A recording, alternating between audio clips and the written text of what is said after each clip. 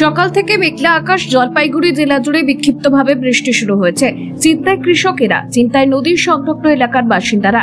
Police এবং প্রশাসনের তরফ থেকে জেলা জুড়ে শুরু হয়েছে সচেতনতা প্রচার মাইকিং।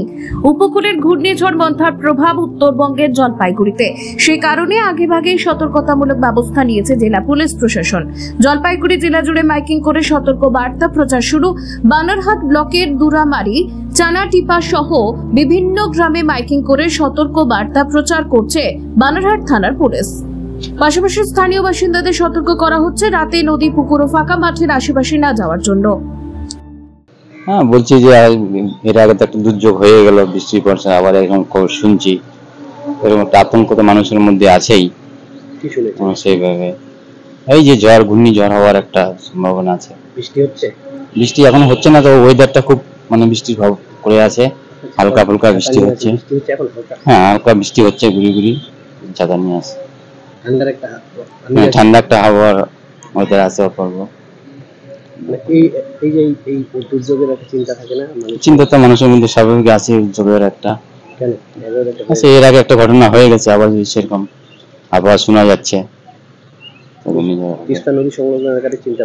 চিন্তা বেশি তো আছেই এই এলাকার সব লোকজনের, আর এলাকা বাসিন্দাদের একটা দুর্যোগ আসলে একটা চিন্তা ভাবনা সবারই হয়।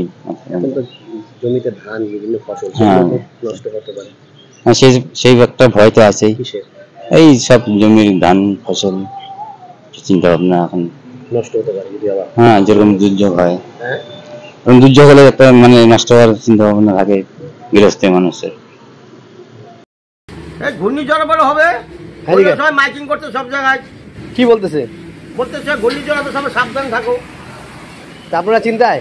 আমরা চিন্তা ভাবনার মধ্যে আছি এখন। কেন যদি ঘূর্ণিঝড় আসে তাহলে আমাদের মুশকিল হয়ে যাবে না? হ্যাঁ, তাহলে আমাদের বিপদ হয়ে যাবে। কেন ঘূর্ণিঝড় কোথায় নিয়ে ফালাবে কোনো ঠিক আছে নাকি? এর আগে তো এরকম বাণিজ্য হলো, যেরকম বাণিজ্য হয়ে গেল জলবায়ু, ওরকম যদি হয়। কিছুদিন আগেই তো একটা বন্যা হলো। বন্যাটা হয়ে গেল কিছুদিন আগে। এখনো তো হয়ে ওঠে নেই। না, এখনো হয়নি। সবাই এখনো ঠিকঠাক হয়ে ওঠে নেই। না, এখনো ঠিকঠাক হয়ে চিন্তা ভাবনার মধ্যেই আছে এখন। আপনারা জানেন, উত্তরবঙ্গে কিছুদিন আগে এক বিরাট প্রাকৃতিক দুর্যোগ হয়ে গেল। সেখানে অনেক কৃষকের ফসল নষ্ট হয়ে গেছে। তো ইতিমধ্যে আবার মন্থা নামে একটি ঝড় বৃষ্টি হওয়ার ভীষণ সম্ভাবনা উত্তরবঙ্গ আবহাওয়া দপ্তর জানিয়েছে। তো আর তার ইঙ্গিত আজ পাওয়া গেছে। সকালবেলা হালকা বৃষ্টি হয়েছে। তো যদি আমরা তাড়াতাড়ি করে ধান কেটে ফসল ঘরে না তুলি, তাহলে সারা বছর আমরা খেতে পাবো না, সাধারণ জনগণ খেতে পাবে না।